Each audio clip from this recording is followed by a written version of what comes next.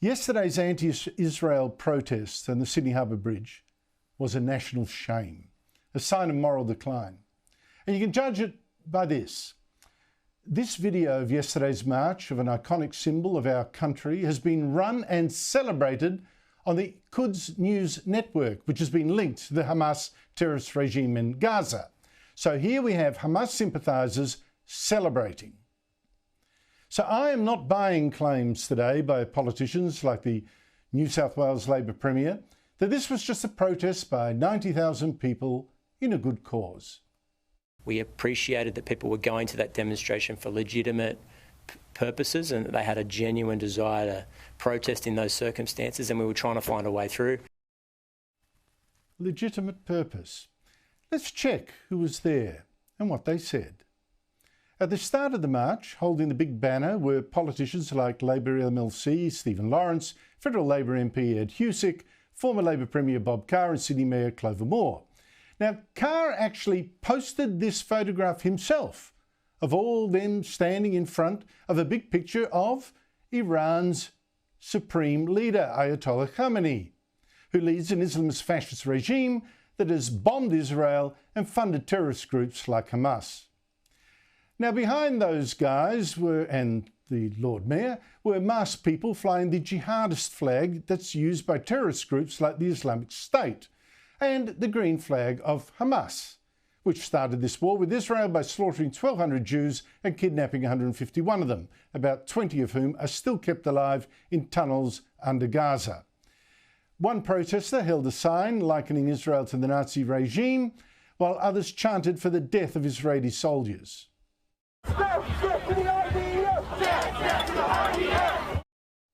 There was also more talk of war against Israel at that march. A leader of the Hizb ut-Tahrir, an Islamist extremist group that's banned in Britain, was on the bridge gloating at what they saw as support for Hamas's war on Israel. One of the most important moments that we see captured here today is the unity of the Muslims, tens of thousands of them walking on this bridge for the first time ever in this country, in the most iconic location in this country, walking together, chanting for a free Palestine on an Islamic basis, on the basis that our blood and their blood is one, our struggle and their struggle is one, our war and their war is one. There were also chants by some protesters for all Jews to leave Israel because, after all, Hamas's aim is the total destruction of Israel.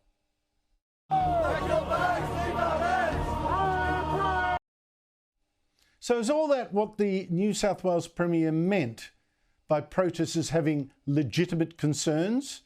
Those protesters?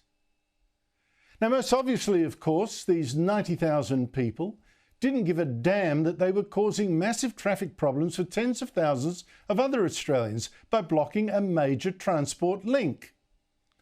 That kind of protesting is actually bullying, and shame on the judge who refused the police request to ban the marchers from the bridge and go, protest, say, in a park.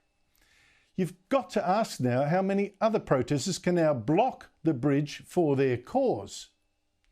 I don't know, did the judge think that these protesters, these particular ones, deserved that privilege?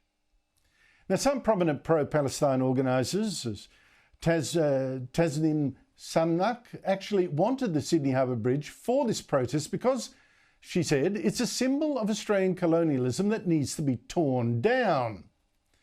Yes, this protest did attract haters of the West generally, us in particular, which is why some protesters, another anti-Israel protest in Melbourne this time, that also yesterday, demanded Australia be abolished and also burned our flag.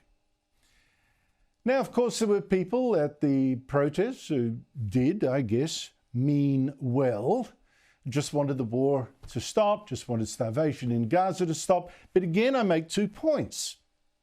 First, good intentions are no excuse for evil outcomes. Now, protests like this, in fact, just encourage Hamas to keep fighting, when the suffering in Gaza would actually end instantly if Hamas surrendered today. Even Arab nations were last week demanding Hamas give up its weapons and free the hostages. Now, some protesters at yesterday's march may have called for that too, but I did not hear them. This march was overwhelmingly anti-Israel. And Hamas is taking courage from the support it's now getting from protests like this and left-wing politicians. It was being slaughtered by Israel in this war, but has now pulled out of peace talks. Actually pulled out. Yesterday said it would keep on fighting until it got an independent Palestinian state, which of course it expects to control and which the Australian government may well recognise in September. A new terrorist state. Now, the second point I want to make about these well-meaning protesters is this.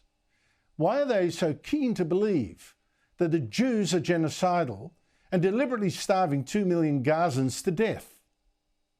How many are actually being fooled by Hamas propaganda? And caution, I'm going to show you a harrowing image. A week ago, a little more, newspapers here and around the world ran this shocking picture of a 1-year-old in Gaza, claiming it showed how Israel was deliberately starving Palestinians by stopping food supplies.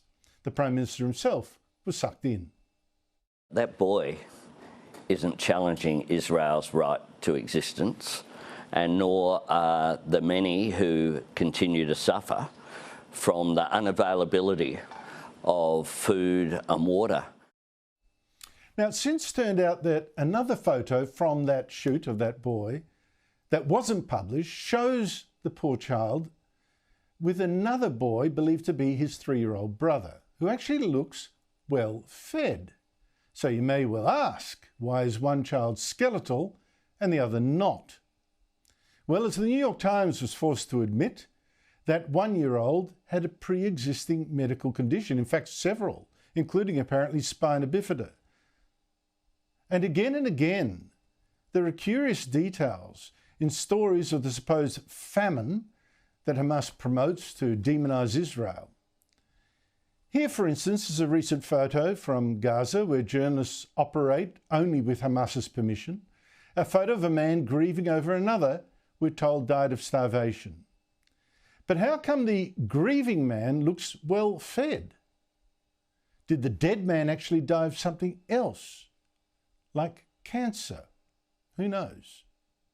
Yesterday we also had this ambulance chief in Gaza damning Israel for allegedly shooting starving people.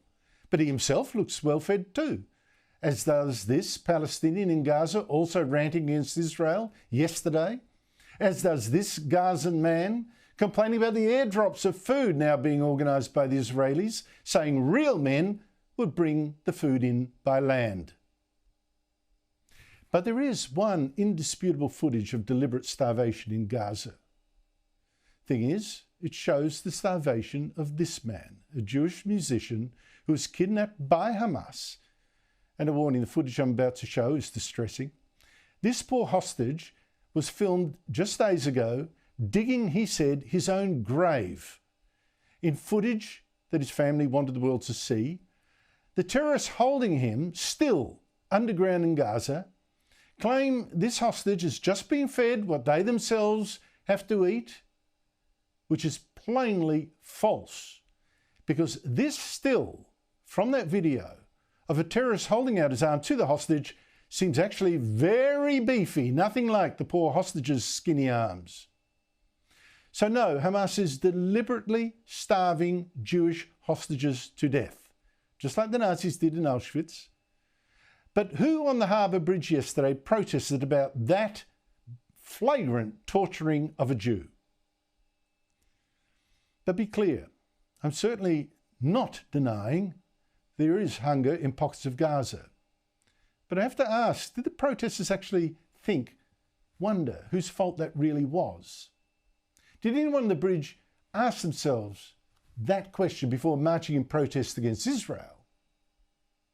You see, Israel claims that Gaza was sent enough food in the first 3 months of this year to feed nearly 2 million people for 6 months by World Food Programme standards. So where did it all go? Well, Israel says that Hamas actually steals much of the food sent in by the United Nations and resells it at a huge profit to fund its war machine. Indeed, the UN's own figures show 85% of the food it's tried to deliver in Gaza since May 19 was intercepted, either peacefully by hungry people or forcefully by armed actors like Hamas. Indeed, just yesterday, a pro-Hamas Telegram channel posted this video of another terrorist group in Gaza firing mortars still at Israeli troops, right next to bags of Israeli aid, which are being almost used like sandbags, they got so much of it. That's why Israel paused food deliveries while it worked out an alternative delivery, now done by the US-backed Gaza Humanitarian Foundation, one that kept the aid out of Hamas's hands. Well, Hamas was furious at that, and it warned Palestinians was strictly forbidden to deal with, work for, or provide any form of assistance or cover to the American organisation. And it is now accused by Israel of killing Gazans trying to get to the food sites, but meanwhile blaming Israel's army for those deaths. Now, that said, Israel does also admit firing at crowds that threatened its soldiers near Gaza Humanitarian Foundation sites. But it would also be of no surprise to me if Hamas is meanwhile making the hunger worse by refusing to release aid it's stolen. And that's because Hamas has made it clear that it thinks dead Palestinians are great for demonising Israel, and so that's why it uses civilians as human shields, fights from hospitals, and refuses to build any public bomb shelters to protect the people. It's also why it won't surrender now, figuring that the more the Palestinians suffer, the more the world will actually hate Israel, which Hamas wants to destroy.